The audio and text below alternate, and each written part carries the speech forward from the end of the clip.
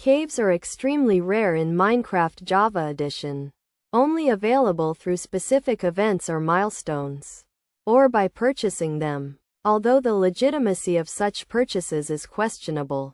Typically, caves are exclusive gifts tied to particular events, requiring players to be in the right place at the right time or to get lucky. Another option was to participate in volunteer programs, although joining solely for the sake of obtaining a cave is not recommended. Even more common caves, such as Migrator and Vanilla caves, were only available for a limited time to eligible players, making them rare despite their large numbers. In contrast, caves are more accessible in Bedrock Edition, with all players having access to at least one type of cave. Currently, caves remain elusive in Java Edition, and the only way to obtain them without mods is by participating in exclusive events.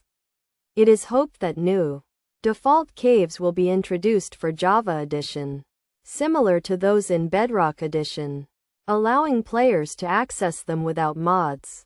For now, the only possibility of obtaining caves is through rare events or by using mods to gain access to the desired cave.